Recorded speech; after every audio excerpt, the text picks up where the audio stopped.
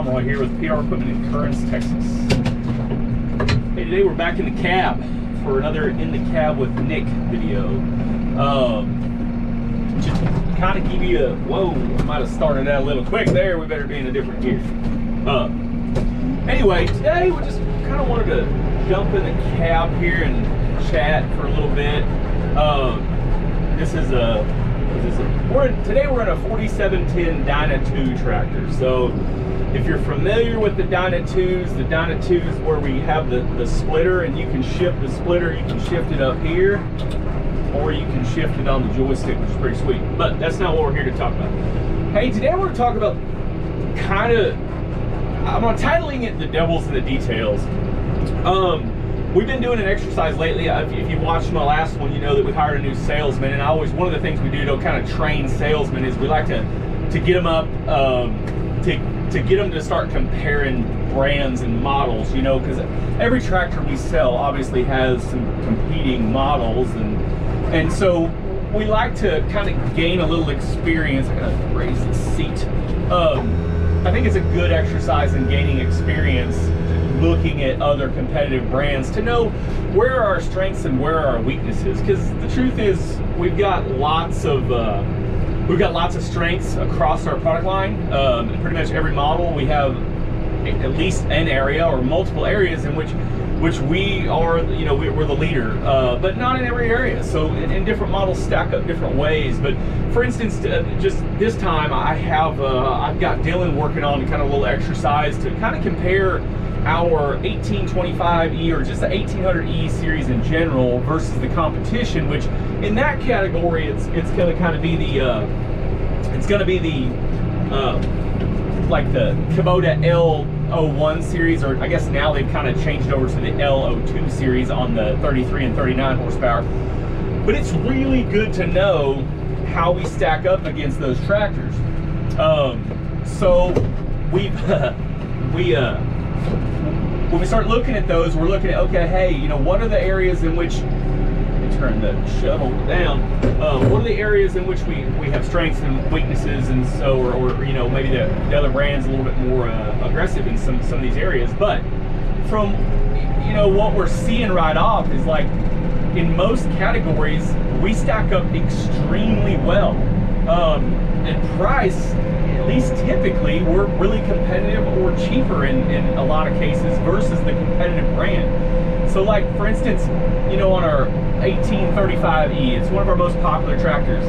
We smoke the 3025E Deere and the L3301, or now the 02 series. We smoke them in lift capacity. We smoke them in hydraulic flow.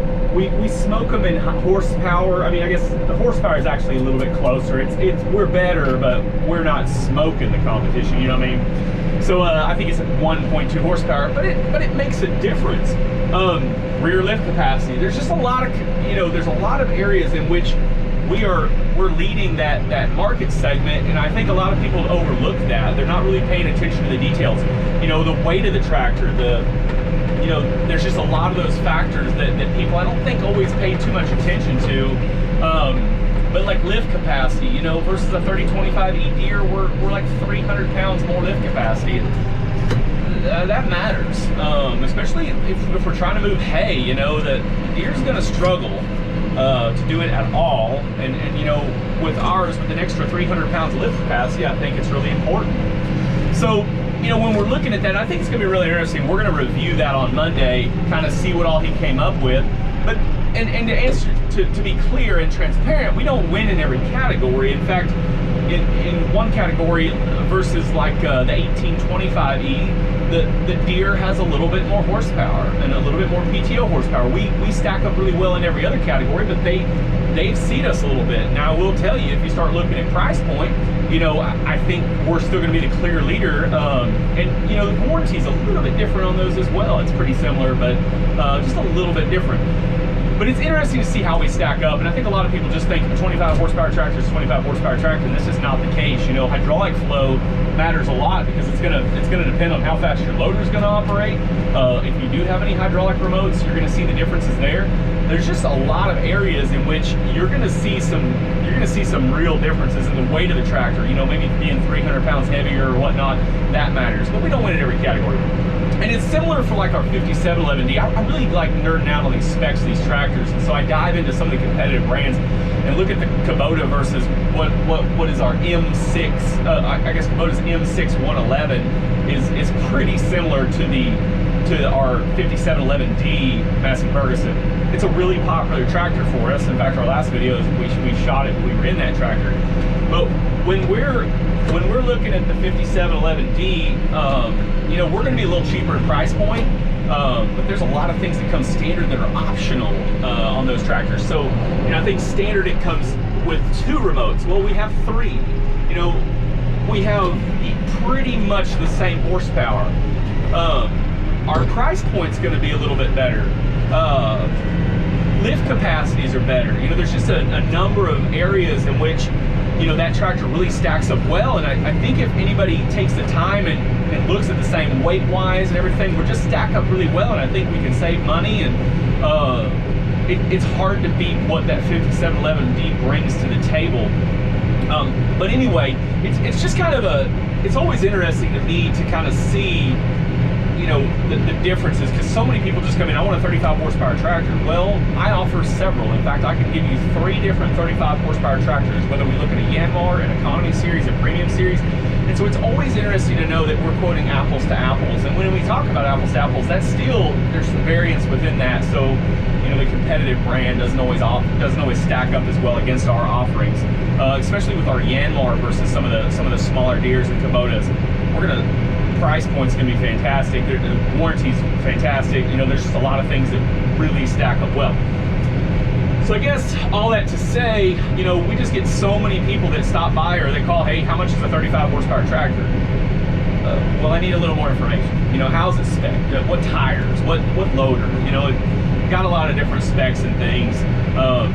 But in every way or in every category, you know, we might not beat in every single. In fact, the Kubota, the M6, you know, they use a 24-speed power shift and we're using a 16-speed. You know, they clearly won in that category, but I think in the other categories we stack up so well that it's, you know, unless you absolutely, you know, needed those other gears, and we can still do a splitter. You know, we can do a creeper and split them. But unless you absolutely needed all those features, I just, it's hard to see where Massey doesn't stack up really well or better against the competition kind of across the board. And even in our Yanmar product, there's a lot of ways that we really exceed and you know, what you're going to get dollar for dollar. So I think it's just important when you guys are out looking, look at the specs, look at the details, look at the dealer is another, that's a whole nother topic for another day. But I think it's really important to look at the dealer, because there are some, what I call kind of that third tier, or that lower tier of manufacturer, and you can find some dealers in those categories that don't value service on the same level.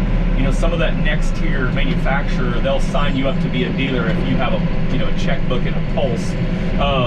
So you got to be a little bit careful in those situations that you buy from a dealer and that's going to be committed to being there, but also committed to taking care of you. And that's not a foregone conclusion, especially with some of those, you know, lower tier manufacturers. They're not always as focused on the after sales portion as some of the other brands. And that's true even for the major manufacturers. There's plenty of those dealers out there that are more focused on sales and less focused on, you know, customer experience or service or parts or whatever. But that's a whole other conversation for another day. But anyway, guys, that's my thoughts for today.